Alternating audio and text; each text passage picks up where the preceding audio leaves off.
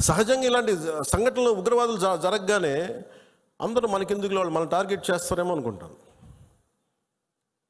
మన సరిహద్దులకు వెళ్ళలేదు. నేను చెప్పాను, మన అందరం ఇళ్లలో కూర్చొని జాగ్రత్తగా ఉండి ఎవ్వరికి ఒక మాట అనుకున్నా ఉంటే మన ప్రాణాలు రక్షణతో ఉంటాయనుకుంటున్నారా?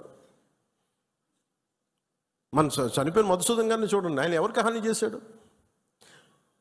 ఎవరిని పల్లెత్తి మాట అనలా. కుటుంబాన్ని తీసుకెళ్ళి కాశ్మీర్ వెళ్తే ఎక్కడ కాల్ చేశారు. హి was targeted as a Hindu. ఎక్కడో కూర్చోబెట్టి మత సామరస్యం చాలా చాలా అవసరం ఈ దేశానికి. చాలామంది మత కలహాలు క్రియేట్ చేయాలనుకున్నా కానీ కొంతమంది చేస్తుంటారు. దాన్ని మీరు అడ్డుకోవాలి. మీ కళ్ళ ముందు ఒక సంఘటన జరుగుతున్నప్పుడు మీరు అడ్డుకోండి. అది ఎవరైనా సరే, ఒక హిందూ కావచ్చు, ముస్లిం కావచ్చు, ఏమది తప్పు అంటే తప్పని చెప్పండి. మీరు ఆ ధైర్యం కావాలి మీ అందరికీ. ఎందుకంటే ఆ ధైర్యం లేనప్పుడు అప్పుడు మన పొలిటికల్ పార్టీగా మనం ఉండడం అనవసరం. ఒక పొలిటికల్ పార్టీ మెంబర్గా ఉండటం కూడా అనవసరం.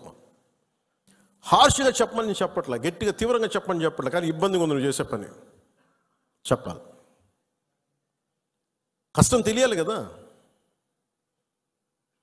ఇది మటుకు మనం నిర్ణయించుకోకపోతే మీరు అందరూ అసలు ఓటు వెయ్యను ఏముంటుందని, అసలు నాయకుడు కానోడు కూడా, ఇంట్లో సోఫాలో కూర్చొని కదలని వాడు కూడా, సార్ ఇది సెక్యులరిజం కాదు సార్, ఇలా మాట్లాడకూడదు అంటే ఏంటి?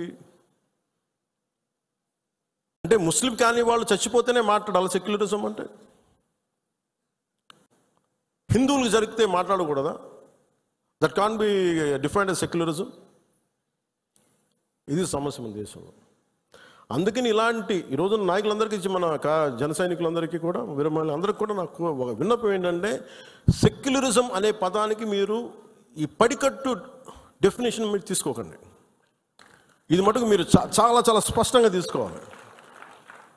నేను చాలాసార్లు చెప్పాను, ముస్లిం సమాజంలో చాలామంది వచ్చి అడిగినప్పుడు మీకు ఏదైనా ఇబ్బంది వస్తే మొట్టమొదటి గొంతెత్తేది నేను, మీకు గుర్తుపెట్టుకోండి.